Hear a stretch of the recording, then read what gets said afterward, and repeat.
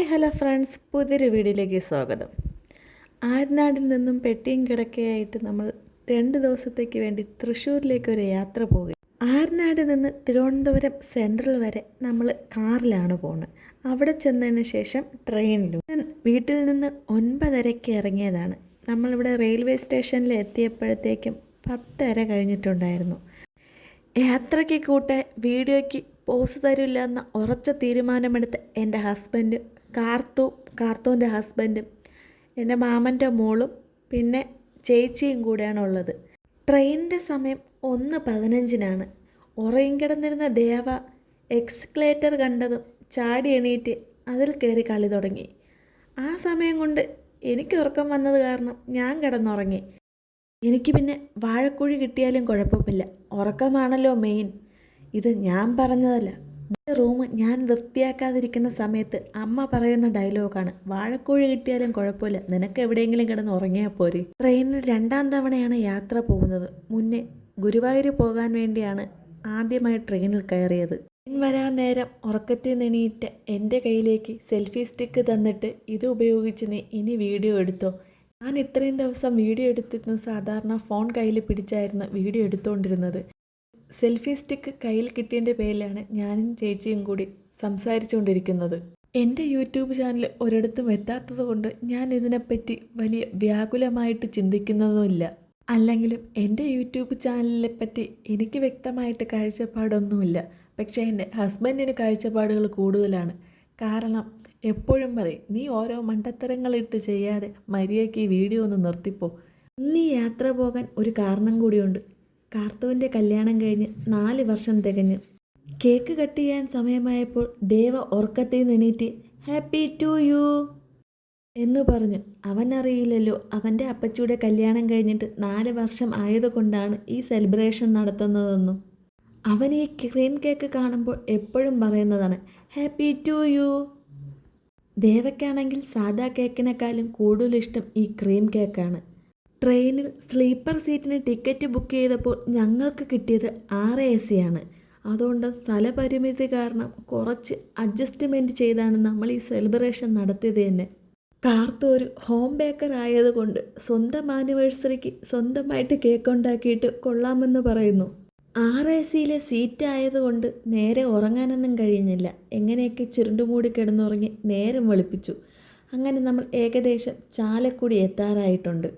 Sleeper seat കിട്ടാത്ത കാരണം ആരും നേരെ ഉറങ്ങിയിട്ടൊന്നുമില്ല. ദേവ മാത്രം സുഖമായിട്ട് കിടന്നുറങ്ങുന്നു. ഇറങ്ങാൻ നേരം ഡോറിൻ്റെ സൈഡിൽ വന്ന് നിന്നതാണ്. അടുത്ത് ബാത്റൂം ഉണ്ടെന്ന് മനസ്സിലായത് മൂക്ക് പൊത്തിയപ്പോഴാണ്. റെയിൽവേയുടെ ബാത്റൂമുകൾ ഒട്ടും വൃത്തിയില്ലാതെയാണ് കിടക്കുന്നത്. അത്യാവശ്യമൊന്ന് ബാത്റൂമിൽ പോകണമെങ്കിൽ പോലും ഞങ്ങൾക്കവിടെ പോകാൻ കഴിയില്ല. അത്രയ്ക്ക് വൃത്തികേടായിട്ടാണ് ആ ബാത്റൂം കിടക്കുന്നത്. അങ്ങനെ ഇറങ്ങാൻ നേരമായപ്പോഴത്തേക്കും ദേവ ഉറക്കമെണീറ്റ് അച്ഛൻ്റെ കയ്യിൽ നിന്ന് നേരെ അവൻ്റെ മാമൻ്റെ കയ്യിലേക്ക് പോകുകയാണ്. അവനാണെങ്കിൽ അമ്മയും അച്ഛനും കഴിഞ്ഞാൽ അവന് ഏറ്റവും കൂടുതൽ ഇഷ്ടം അവൻ്റെ മാമനെ തന്നെയാണ്. അങ്ങനെ കലാഭമണിയുടെ നാടായ സ്വന്തം ചാലക്കുടി ഞങ്ങൾ കാലുകുത്തിയിരിക്കുകയാണ്. ഞങ്ങളെല്ലാവരും ട്രെയിനിൽ നിന്ന് ഇറങ്ങിയതിന് ശേഷം കണ്ണൻ ചേട്ടൻ മാത്രം ട്രെയിനിൽ നിന്ന് ഷോ കാണിക്കുകയാണ്. ഇറങ്ങണോ വേണ്ടേ? ദേവയ്ക്ക് ടേറ്റയും കൊടുത്ത് ആ ട്രെയിനിൽ പോകാനുള്ള പ്ലാനാണോ എന്നറിഞ്ഞില്ല. ഞാൻ പറഞ്ഞു, മനുഷ്യ നിങ്ങൾ ഇറങ്ങണമെങ്കിൽ ഇറങ്ങ്, ട്രെയിൻ ഇപ്പോൾ എടുക്കും. ഞാൻ പറഞ്ഞത് മൈൻഡ് പോലും ചെയ്യാതെ വീണ്ടും ദേവയുടെ ടേറ്റയും കാണിച്ച് അകത്ത് കയറി പോകുകയാണ്. ഞാൻ ക്യാമറയും കൊണ്ട് പോയാൽ മാത്രമേ ഇറങ്ങൂന്നെന്ന് പറഞ്ഞ് എൻ്റെ വീഡിയോ എടുക്കല്ലെന്നും പറഞ്ഞുകൊണ്ടിരുന്ന ആളുടെ വീഡിയോ ഞാൻ നൈസായിട്ട് എടുത്തു. ചാലക്കുടി എന്ന പേര് കേൾക്കുമ്പോഴേ ഓർമ്മ വരുന്നത് കലാഭമണിയുടെ നാടൻ പാട്ടുകളാണ്. ഞാൻ എപ്പോൾ ഫോൺ എടുത്ത് ക്യാമറ ഓണാക്കി വീഡിയോ എടുത്താലും എൻ്റെ ഭർത്താവ് പറയും എൻ്റെ വീഡിയോ മാത്രം എടുക്കല്ലേ എന്ന്. പിന്നെ ഇനി സെൽഫി സ്റ്റിക്ക് കയ്യിലുള്ളത് കൊണ്ട് കുറച്ച് ഷോ അതിൽ കാണിക്കാമെന്ന് കരുതി. ചാലക്കുടി റെയിൽവേ സ്റ്റേഷനിൽ നിന്ന് ഇറങ്ങി ഓട്ടോ പിടിക്കാമെന്ന് പ്രൈവറ്റ് ബസ് സ്റ്റാൻഡിലേക്ക് പോകാം. ഞങ്ങൾ 6 പേര് ഉള്ളത് കാരണം 2 ഓട്ടോയിലാണ് ഞങ്ങൾ പ്രൈവറ്റ് ബസ് സ്റ്റാൻഡിലെത്തിയത്. ഒരു ഓട്ടോക്കാരൻ ഞങ്ങളെ കയ്യിൽ നിന്ന് 70 രൂപയും മറ്റേ ഓട്ടോക്കാരൻ 60 രൂപയുമാണ് വാങ്ങിയത്.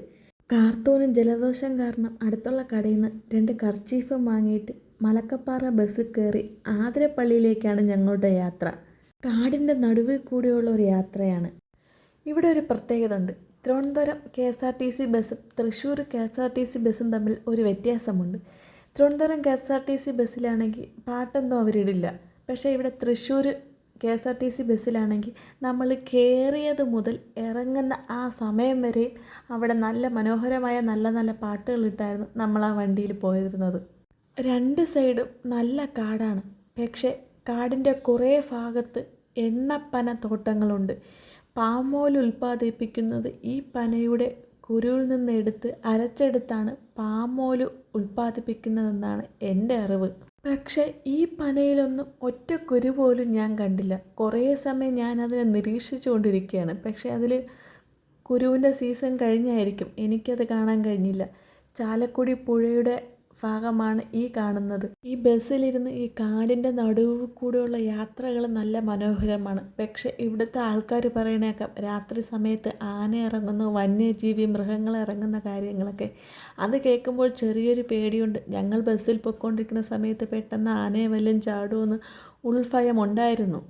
ബസ്സിൽ നിന്നിറങ്ങി നേരെ ഞങ്ങൾ താമസിക്കുന്ന റിസോർട്ടിലേക്കാണ് വന്നത്. കിങ് ഹോംസ് ആതിരപ്പള്ളി റിസോർട്ടിലേക്കാണ് യാത്ര. ഈ കാണുന്ന വൈറ്റ് കളർ വില്ലയിലല്ല കേട്ടോ ഞങ്ങൾ താമസിക്കുന്നത്. ഞങ്ങളുടെ വില്ലയിൽ പോകണമെങ്കിൽ കുറേ കൂടി നടന്ന് പോകണം. ഈ കാണുന്ന വൈറ്റ് കളർ റിസോർട്ടിൻ്റെ റേറ്റാണെങ്കിൽ 15,000 മുതൽ 18,000 രൂപയെന്നാണ് ഇവിടുത്തെ ഓണർ പറഞ്ഞത്. പുറമേ നിന്ന് കാണുമ്പോൾ തന്നെ നല്ല മനോഹരമായ റിസോർട്ട്. ഉള്ളിലേക്ക് കയറിപ്പോകും തോറും നല്ല നല്ല റിസോർട്ടുകളാണ്. ഇവിടെ 2 റിസോർട്ടുകളാണ് വ്യത്യസ്തമായിട്ടുള്ളത്. ഒന്ന് ആ വൈറ്റ് വില്ലയും പിന്നെ ഞങ്ങൾ താമസിക്കാൻ പോകുന്ന വില്ലയുമാണ്. ബാക്കിയെല്ലാം ഏകദേശം ഒരേ രൂപവും ഒരേ ഷേപ്പും ഒരേ കളർ പെയിൻറ്റും എല്ലാമാണ്, ഒരേ മോഡലുമാണ് അത് ചെയ്തിരിക്കുന്നത്. വരി വരിയായിട്ട് ഒരേ മോഡലിൽ ഇങ്ങനെ വില്ലകൾ കാണുമ്പോൾ തന്നെ നല്ല മനോഹരമാണ്. വെയിലായതുകൊണ്ട് ദേവ തലവഴി മൂടിക്കൊണ്ടാണ് നടക്കുന്നത്. ഞങ്ങൾ വീട്ടിൽ നിന്ന് ഇറങ്ങിയ സമയത്തും ട്രെയിനിലിരുന്ന സമയത്ത് രാത്രി ഫുള്ള് മഴയായിരുന്നു. പക്ഷേ രാവിലെ ആയപ്പോഴത്തേക്കും അത്യാവശ്യം നല്ല രീതിയിൽ മഴയൊക്കെ തോർന്ന് പ്രകൃതി ഞങ്ങൾക്ക് അനുകൂലമായി മാറിയിരിക്കുകയാണ്. അങ്ങനെ ഞങ്ങൾക്ക് താമസിക്കാനുള്ള റിസോർട്ടെത്തി. ഈ കാണുന്ന റിസോർട്ടിലാണ് ഞങ്ങൾ താമസിക്കുന്നത്. Jack Root heritage resort. ഈ കാണുന്നതാണ് ഹാള്. നമ്മൾ ചെന്ന് കയറുമ്പോൾ തന്നെ 2 സൈഡായിട്ട് ഇരിക്കാൻ വേണ്ടി സോഫ അറേഞ്ച് ചെയ്തിട്ടുണ്ട്. ഇവിടെയുള്ള എല്ലാ ഫർണിച്ചറുകളും തടിയിലാണ് തീർത്തിട്ടുള്ളത്. വിശാലമായ റൂം. ഹാളിൽ തന്നെ ഡൈനിങ് ടേബിളും അറേഞ്ച് ചെയ്തിട്ടുണ്ട്. ഇവിടെ മൊത്തം 4 റൂമാണുള്ളത്. ഇതാണ് ഒരു റൂമെല്ലാം ഫുള്ള് തടിയിലാണ് അവർ ഫർണിച്ച് ചെയ്തിരിക്കുന്നത്. റൂമിൻ്റെ സൈഡിലായിട്ട് ഒരു ടേബിളും ചെയറും കൊടുത്തിട്ടുണ്ട്. ലാപ്ടോപ്പ് ഉപയോഗിക്കണമെങ്കിൽ നമുക്ക് തൽക്കാലത്തേക്ക് എന്തെങ്കിലും ചെറിയ ജോലികളൊക്കെ വേണമെങ്കിൽ അവിടെ നിന്ന് ചെയ്യാൻ കണക്കിന് അവരതും ചെയ്തിട്ടുണ്ട്. അത് കഴിഞ്ഞ് ഒരു കബോർഡ് അത്യാവശ്യം വലിപ്പമുള്ള അത്യാവശ്യ സാധനങ്ങൾ കൊള്ളാവുന്ന കബോർഡും അതിലുണ്ട്. മനോഹരമായ ബാത്റൂമൊക്കെ നല്ല നീറ്റായിരുന്നു. നല്ല വൃത്തിയും വെടുപ്പിലുമാണ് അവർ ക്ലീൻ ചെയ്തിരിക്കുന്നത്. അത്യാവശ്യം നല്ല വലിപ്പമുള്ള ബാത്റൂമാണ്. നമുക്ക് കിടന്ന് വേണമെങ്കിലും കുളിക്കാവുന്നുള്ള അത്ര നല്ല വലിപ്പമുള്ള ബാത്റൂമാണിത്. ഇത് 2ാമത്തെ റൂമാണ്. എല്ലാ റൂമുകളും ഏകദേശം സെയിം തന്നെയാണ്. പ്രത്യേകിച്ച് മാറ്റങ്ങളൊന്നുമില്ല. ഫുള്ള് ഇവിടെയും തടിയിലാണ് ഇവിടുത്തെ വർക്കെല്ലാം അവർ ചെയ്തിരിക്കുന്നത്. ഇവിടെയും ഒരു സൈഡിലായിട്ട് ഒരു ടേബിളും ചെയറും കൊടുത്തിട്ടുണ്ട്. അത്യാവശ്യം നല്ല വലിപ്പമുള്ള കബോർഡ് കൊടുത്തിട്ടുണ്ട്. അത്യാവശ്യം നല്ല വൃത്തിയിലും വെടുപ്പിലുമുള്ള ബാത്റൂം. ഇതാണ് ഈ റിസോർട്ടിലെ അടുക്കള. ഗ്യാസ് എല്ലാം ഇവിടെ ഉണ്ട്. പക്ഷെ നമ്മൾക്ക് ഈ അടുക്കള എടുക്കണമെങ്കിൽ നമ്മൾ സെപ്പറേറ്റ് അവർക്ക് പൈസ അടയ്ക്കണം. നമ്മളിപ്പോൾ ഫാമിലി ആയിട്ട് വന്നതുകൊണ്ട് നമ്മൾ ഈ കിച്ചൺ ഉൾപ്പെടെയാണ് ഇവിടെ എടുത്തിട്ടുള്ളത്. അപ്പോൾ ഇപ്പം അത്യാവശ്യത്തിന് വേണ്ട ഫുഡൊക്കെ നമുക്ക് ഇവിടെ പാചകം ചെയ്ത് കഴിക്കാമെന്നുള്ള രീതിയിലാണ് ഈ അടുക്കളയും കൂടി നമ്മൾ ചേർത്ത് എടുത്തത്. ഇതാണ് ഈ റിസോർട്ടിൻ്റെ ഫ്രണ്ട്. സൈഡിലായിട്ട് നമുക്കൊരു ചാരു കസേര ഇരിക്കാൻ വേണ്ടി കൊടുത്തിട്ടുണ്ട്. ഈ ജാക്ക് റൂട്ട് ഹെറിറ്റേജിൻ്റെ റിസോർട്ടിൻ്റെ നമ്പറാണ്. അത്യാവശ്യം ആർക്കെങ്കിലും ഇവിടെ ആതിരപ്പള്ളിയിൽ സ്റ്റേ ചെയ്യാൻ സമയത്ത് ആഗ്രഹമുണ്ടെങ്കിൽ നിങ്ങൾ ഈ നമ്പറിൽ കോൺടാക്റ്റ് ചെയ്താൽ മതി. ഇവിടെ ബഡ്ജറ്റ് എന്ന് പറയുന്നത് ഏകദേശം 12,000 മുതൽ 14,000 രൂപ കിച്ചൺ ഉൾപ്പെടെയാണ് അവർ നമ്മളടുത്ത് പറഞ്ഞത്. ഈ വീഡിയോ കണ്ട് നിങ്ങൾ ആരെങ്കിലും ഇവിടെ പോകുകയാണെങ്കിൽ അവർ എന്തെങ്കിലും വിട്ടുവീഴ്ചകൾ ചെയ്യുന്നതായിരിക്കും. അവർക്കൊരു വെബ്സൈറ്റ് അവൈലബിൾ ആണ്. ആർക്കെങ്കിലും ഈ റിസോർട്ടിൽ താമസിക്കാൻ ആഗ്രഹമുണ്ടെങ്കിൽ നിങ്ങൾ ഇതിൻ്റെ ലിങ്ക് ഞാൻ കമൻറ്റ് ബോക്സിൽ പിൻ ചെയ്തിരിക്കാം. ഈ റിസോർട്ടിൻ്റെ മുകൾ ഭാഗത്തായിട്ട് ഒരു വലിയ ഹാള് ഉണ്ട്. അതിൻ്റെ വീഡിയോ ഞാൻ എടുത്തിട്ടില്ലായിരുന്നു. അവിടെ അത്യാവശ്യം നമ്മളിപ്പോൾ ഒരു 10-30 പേർക്ക് ഇവിടെ വന്നാലും താമസിക്കാനുള്ള എല്ലാ ഫെസിലിറ്റീസും ഇവിടെയുണ്ട്. ഒരു കാര്യം, ആളെണ്ണം കൂടുന്നതനുസരിച്ച് ഈ റിസോർട്ടിൻ്റെ റേറ്റും കൂടുന്നതായിരിക്കും. സിംഗിൾ ബെഡ്റൂം എടുക്കുന്നവർക്കാണെങ്കിൽ 3000 രൂപ. അങ്ങനെ ഓരോ ബെഡിൻ്റെ എണ്ണം കൂടുന്നതനുസരിച്ച് റേറ്റിനും വ്യത്യാസം വരുന്നുണ്ട്. ഞങ്ങളെല്ലാവരും കുളിച്ച് ഫ്രഷായി ഫുഡൊക്കെ കഴിച്ച് ഞങ്ങളിനി ആതിരപ്പള്ളിയിലേക്ക് പോവുകയാണ്. അപ്പോഴത്തേക്കും പുറത്തിറങ്ങിയപ്പോഴത്തേക്കും ഒരുപാട് പച്ചപ്പുള്ള ചെടികൾ നട്ട് വയ്ക്കുന്നത് കാണുമ്പോൾ തന്നെ നല്ല ഭംഗിയുണ്ട്. അപ്പം അതിൻ്റെ ഇടയിൽ കൂടി ഞാൻ ഇങ്ങനെ നടന്നു പോയ സമയത്ത് എന്തോ ഒരു ഓന്ത് പോലത്തെ സാധനം കണ്ട്. അതാണ് പെട്ടെന്ന് പേടിച്ച് ഞാൻ നിൽക്കുന്നത്. അത് കഴിഞ്ഞ് നമ്മൾ അവിടെ നിന്ന് ഇറങ്ങി നേരെ ബസ് സ്റ്റോപ്പിലേക്ക് പോവുകയാണ്. പോകുന്ന വഴി സെൽഫി സ്റ്റിക്ക് കയ്യിലുള്ളത് കാരണം എൻ്റെ കുറേ ഷോ ഒക്കെ ഇനി അങ്ങോട്ട് കാണാം. ആദ്യമായിട്ടാണ് സെൽഫി സ്റ്റിക്ക് ഉപയോഗിച്ച് വീഡിയോസ് എടുക്കുന്നത്. എങ്ങനെയാണ് എടുക്കുന്നതെന്ന് എനിക്ക് വ്യക്തമായിട്ട് അറിഞ്ഞുകൂടാ. എന്നാലും എന്നെക്കൊണ്ട് പറ്റുന്ന രീതിയിൽ നല്ല രീതിയിൽ ഞാൻ വീഡിയോസ് എടുത്തിട്ടുണ്ടെന്നാണ് എൻ്റെ വിശ്വാസം. റിസോർട്ടിൽ നിന്ന് ഇറങ്ങുന്ന നേരെ തന്നെയാണ് ബസ് സ്റ്റോപ്പ്. ഈ കാണുന്ന റിസോർട്ട് ഒരുപാട് ഇഷ്ടപ്പെട്ടു. അകത്ത് കയറി ഫോട്ടോസ് എടുക്കാമെന്ന് വിചാരിച്ചപ്പോഴത്തേക്കും പെർമിഷൻ ഇല്ലാതെ അകത്ത് കയറ്റില്ല എന്ന് മനസ്സിലാവുന്നു. തിരിച്ച് വീണ്ടും ഞാൻ നടന്നു പോവുകയാണ്. ബസ് സ്റ്റോപ്പിൻ്റെ അടുത്ത് എത്തിയ സമയത്താണ് നിഗൂഢമായ ഈ വീട് കണ്ടത്. വീടിന് ഫുൾ ചുറ്റുകൊണ്ട് പച്ചപ്പ് കൊണ്ട് നിറഞ്ഞ് വീട് കാണാത്ത വിധം ഫുള്ള് ചെടികളും മരങ്ങളും വെച്ച് പിടിപ്പിച്ചിരിക്കുകയാണ്. ഈ വീടിൻ്റെ കളർ എന്തെന്ന് പോലും അറിയാൻ പറ്റാത്ത രീതിയിലാണ് ഫുള്ള് ചെടികളും മരങ്ങളുമായിട്ട് ഫുൾ നിറഞ്ഞിരിക്കുകയാണ്. ഞങ്ങൾ നിൽക്കുന്ന ബസ് സ്റ്റോപ്പിൻ്റെ നേരെ ഓപ്പോസിറ്റായിട്ട് ഫുൾ എണ്ണപ്പന തോട്ടങ്ങളാണ്. ഓരോ 20 മിനിറ്റ് കൂടുന്നതനുസരിച്ച് ഇവിടെ നിന്ന് ആതിരപ്പള്ളിയിലേക്കും മലക്കപ്പാറയിലേക്കും ബസ്സുണ്ട്. ഞങ്ങൾ ബസ് കാത്തു നിന്ന് ഏകദേശം ഒരു 10 മിനിറ്റ് കഴിഞ്ഞപ്പോഴത്തേക്കും ബസ് വന്നു. ഞങ്ങളങ്ങനെ ബസ്സിൽ കയറി നേരെ ആതിരപ്പള്ളിയിലെത്തിയിരിക്കുകയാണ്. ആതിരപ്പള്ളിയിൽ ഇപ്പം ടിക്കറ്റ് എടുക്കാൻ വേണ്ടി നിൽക്കുകയാണ്.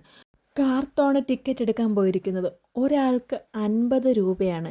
ഈ ടിക്കറ്റ് ഉപയോഗിച്ച് തന്നെ വേണമെങ്കിൽ നമുക്ക് വാഴച്ചാൽ വാട്ടർഫാൾസ് കാണാനുള്ള അനുമതിയുമുണ്ട്. അവിടെ പോയി വേറെ ടിക്കറ്റ് എടുക്കേണ്ട ആവശ്യമില്ല. ഈ ടിക്കറ്റ് ഉപയോഗിച്ച് വേണമെങ്കിലും വാഴച്ചാൽ വാട്ടർഫാൾസിൽ ഇറങ്ങാമെന്നാണ് അവർ പറഞ്ഞത്. ഇവിടുന്ന് ഒരുപാട് നടന്നു വേണം താഴെ വാട്ടർഫാൾസിൻ്റെ അവിടെ എത്താൻ വേണ്ടി. പണ്ട് 10ാം ക്ലാസ്സിൽ പഠിച്ചിരുന്ന സമയത്ത് ട്യൂഷൻ ക്ലാസ്സിൽ നിന്ന് ടൂറ് വന്ന ഒരു ഓർമ്മയുണ്ട്. അത് ഇവിടെയായിരുന്നു. 15ാം വയസ്സിൽ ഇതേ വഴിയിൽ കൂടെ നടന്നു പോയപ്പോൾ ഒരു ബുദ്ധിമുട്ടും ഇല്ലാതെ നല്ല ഈസി ആയിട്ട് നടന്നു പോയിരുന്ന എനിക്ക് ഇന്ന് 27ാമത്തെ വയസ്സിൽ കുറച്ച് നടന്നപ്പോൾ തന്നെ ഒരുപാട് ക്ഷീണം തോന്നി. കാരണവും ഉണ്ട്. പ്രായം കൂടുന്തോറും നടക്കാനുള്ള ബുദ്ധിമുട്ടുകൾ കൂടി വരികയാണ്. ഇവിടെ വന്നതിൽ ഏറ്റവും കൂടുതൽ സന്തോഷം ദേവയ്ക്കാണ്. എടുത്തുകൊണ്ട് നടന്നിരുന്ന ദേവ ഇപ്പോൾ സ്വന്തമായിട്ട് ഇറങ്ങി നടക്കുകയാണ്. ഞാൻ 10ാം ക്ലാസ്സിൽ പഠിച്ചിരുന്ന സമയത്ത് വന്ന സെയിം റോഡ് ഇത്രയും വർഷമായിട്ട് ഒരു മാറ്റവുമില്ല. കുണ്ടും കുഴിയും നിറഞ്ഞ സെയിം റോഡായിട്ട് തന്നെ ഇന്നും കിടക്കുന്നു. അന്നും ഇടിഞ്ഞു പൊളിഞ്ഞ റോഡ്, ഇന്നും ഇടിഞ്ഞു പൊളിഞ്ഞ റോഡ്. അല്ലാതെ ഈ റോഡുകൾക്കൊന്നും ഒരു മാറ്റവും സംഭവിച്ചിട്ടുമില്ല. 13 വർഷമായിട്ടും എത്ര ടൂറിസ്റ്റ് മന്ത്രിമാർ മാറിക്കാണും. ഒരു മാറ്റവുമില്ലാതെ ഇപ്പോഴും ഇങ്ങനെ തുടരുകയാണ്. എൻ്റെ നിന്ന് സെൽഫി സ്റ്റിക്ക് വാങ്ങിച്ച് വീഡിയോ എടുക്കുന്ന എൻ്റെ കാർത്തവും എൻ്റെ അനിയത്തിയും കുറച്ച് സമയം എന്നെ വീഡിയോ എടുത്ത് സഹായിക്കാമെന്ന് പറഞ്ഞിട്ട് അവിടെ നിന്ന് ചിരിച്ച് പോസ് കാണിച്ചുകൊണ്ടിരിക്കുകയാണ്. ഇവിടെ നിന്ന് ഇനിയും ഒരുപാട് നടന്നു പോകണം. അത്യാവശ്യം നല്ല തിരക്കുണ്ട്. ആതിരപ്പള്ളി വെള്ളച്ചാട്ടത്തിൻ്റെ ഏറ്റവും മനോഹരമായ ദൃശ്യം എപ്പോഴെന്ന് പറഞ്ഞാൽ മഴ പെയ്ത് വെള്ളം നിറയുന്ന സമയത്താണ്. അപ്പം ഒരുപാട് വെള്ളം മുകളിൽ നിന്ന് കുത്തൊലിച്ചു വരും. Love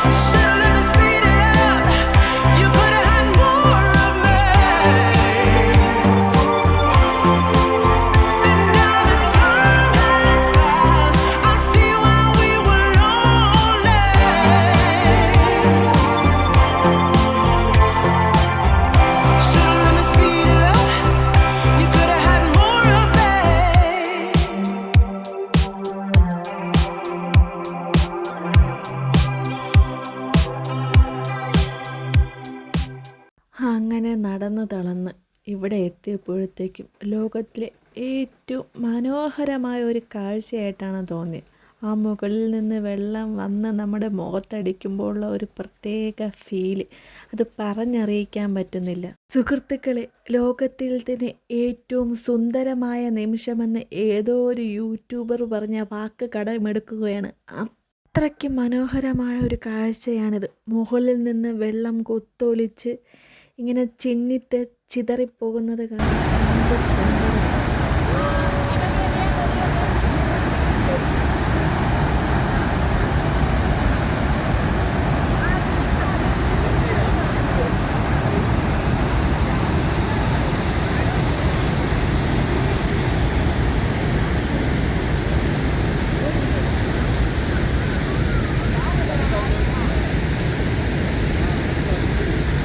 ഞാൻ വീഡിയോ എടുത്തുകൊണ്ട് നിന്നപ്പോഴത്തേക്കും എൻ്റെ ഒപ്പം വീഡിയോ എടുക്കാൻ ദേവയും കൂടിയിട്ടുണ്ട്.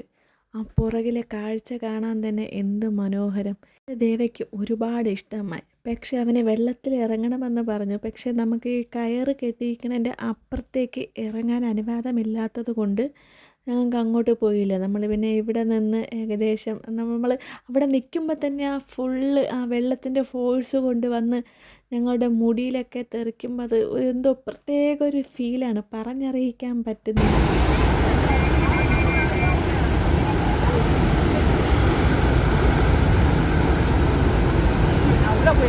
ഇവിടെ വെച്ച് ഒരുപാട് സിനിമകൾ ഷൂട്ട് ചെയ്തിട്ടുണ്ട്. എൻ്റെ ഓർമ്മയിൽ വരുന്നത് ഹാപ്പി, ബാഹുബലി, കാണാ കൺമണി, അങ്ങനെ ഒരുപാട് സിനിമകൾ ഇവിടെ വെച്ച് ഷൂട്ട് ചെയ്തിട്ടുണ്ട്. ഇവിടെയുള്ള ഏതോ പാറയിലിരുന്നാണ് ജലീലിരുന്ന് ഈ കാഴ്ചകൾ കാണുന്നത്. അതേ പാറയിൽ കയറി ഇരിക്കാനെന്ന് എനിക്കൊരു ആഗ്രഹമുണ്ടായിരുന്നു. പക്ഷെ ആ പാറ ഏതാണെന്ന് എനിക്ക് കണ്ടെത്താൻ പറ്റുന്നില്ല. പിന്നെ ഞാൻ അതിൻ്റെ തൊട്ടടുത്തേക്ക് പോവുകയാണ്. കയറ് കെട്ടിയിരിക്കുന്ന അതുവരെ നമുക്ക് പോകാനേ അനുവാദമുള്ളൂ. എന്നാലും ചിലർ കയറിന് അപ്പുറത്ത് കയറി ഫോട്ടോസ് എടുക്കുന്നുണ്ട്. പക്ഷേ നമ്മൾ കയറിന് അപ്പുറത്ത് കയറുമ്പോൾ തന്നെ അവർ വിസിലടിക്കുന്നുണ്ട്. അപ്പോഴത്തേക്കും നമ്മൾ തിരിച്ചു വരേണ്ടിയിരിക്കും. പിന്നെ ഞാൻ അപ്പുറത്തേക്ക് കടക്കാൻ മുതിർന്നില്ല. വെറുതെ എന്തിനാണ് നാണം കെടുന്നത്. പിന്നെ ഞാൻ അവിടെ നിന്ന് കുറേ ഫോട്ടോസ് എടുത്ത്. ഞാൻ അവിടെ നിൽക്കുന്നത് കാരണം ദേവയ്ക്കും അവിടെ വരുന്നെന്ന് കരഞ്ഞുകൊണ്ടിരിക്കുകയാണ്. പിന്നെ ഞാൻ അവിടെ നിന്നില്ല, ഇങ്ങ് വന്ന് കൂടുതൽ സമയം വെള്ളം നനച്ച് വെറുതെ അവന് പനി വരണ്ടാന്ന് കരുതി പിന്നെ ഞങ്ങളെല്ലാവരും കൂടി ഒരുമിച്ച് ഇവിടെ വന്നിരുന്ന് അവന് വിശക്കുന്നെന്ന് പറഞ്ഞുകൊണ്ടും കയ്യിലിരുന്ന മുട്ടായി എടുത്ത് അവന് കൊടുത്തു. പിന്നെ ഞങ്ങളെല്ലാവരും കൂടി അവൻ്റെ നിന്ന് കുറച്ച് കൈയിട്ട് വാരി എല്ലാവരും കൂടി ഷെയർ ചെയ്ത് കഴിച്ചായിരുന്നു. ഇന്നും രാവിലെ ഉറക്കമണിയിക്കുമ്പോഴത്തേക്കും ഇതുപോലത്തെ മനോഹരമായ കാഴ്ചകൾ കാണാൻ പറ്റിയ എന്ത് ഭാഗ്യം. ഞാൻ പറയുന്നത് വളരെ മണ്ടത്തരമാണെന്ന് എനിക്ക് നല്ല വ്യക്തമായിട്ടറിയാം. പിന്നെ അവരോട് ആഗ്രഹം പറയുന്നതിന് വേറെ പ്രത്യേകിച്ച് പണിയൊന്നുമില്ലല്ലോ. ഇവിടെ വന്നിട്ട് ദേവയ്ക്ക് വെള്ളത്തിലിറങ്ങാൻ പറ്റാത്തൊരു ഭയങ്കര സങ്കടമുണ്ടായിരുന്നു. പിന്നെ ഞങ്ങൾ നേരെ തിരിച്ച് എങ്ങനെയൊക്കെയോ കഷ്ടപ്പെട്ട് മുകളിൽ വലിഞ്ഞ് കയറിയിട്ട് വീണ്ടും ദേവയ്ക്ക് കുറച്ച് സമയം വെള്ളത്തിൽ കളിക്കാൻ വേണ്ടി താഴേക്ക് ഇറങ്ങി വരുന്നതാണ്. പിന്നെ അവനെ ഇവിടെ കുറേ സമയം ഇരുത്തി വെള്ളത്തിലൊക്കെ കളിപ്പിച്ചിട്ടാണ് ഞങ്ങൾ പിന്നെ തിരിച്ചു പോയത്. വെള്ളത്തിൽ തണുപ്പുള്ള കണ്ടിട്ട്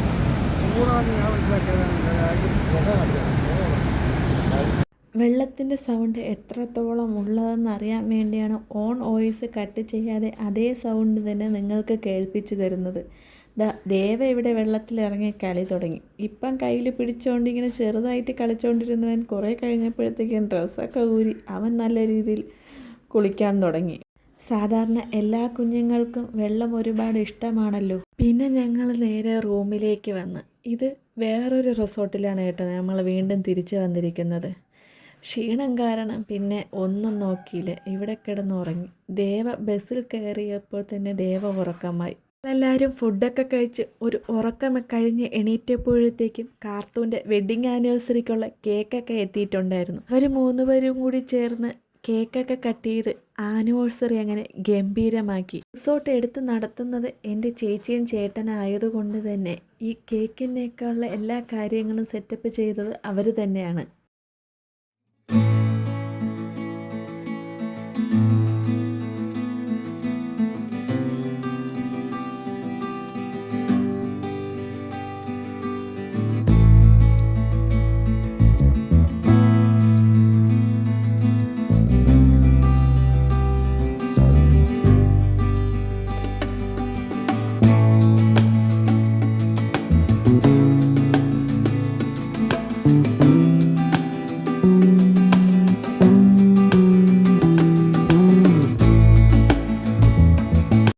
കട്ടിങ് എല്ലാം കഴിഞ്ഞതിന് ശേഷം ദേവയും അവൻ്റെ അപ്പച്ചിയും കൂടി റൂമിൽ കിടന്ന് കളിയായിരുന്നു. കളിച്ച് കളി കാര്യമായത് പിന്നെയാണ് അറിഞ്ഞത്. ദേവയും കാർത്തൂവും കൂടി കളിച്ചുകൊണ്ടിരുന്നിടത്ത് ദേവയാണെങ്കിൽ കാർത്തൂൻ്റെ കയ്യിലിട്ട് നല്ല രീതിയിലായിട്ടൊരു കടി കൊടുത്ത്. കടിച്ച ഭാഗം എനിക്ക് അവിടെ കാണിച്ചായിരുന്നു. അത്യാവശ്യം നല്ല രീതിയിൽ ചുമന്നിട്ടുണ്ടായിരുന്നു.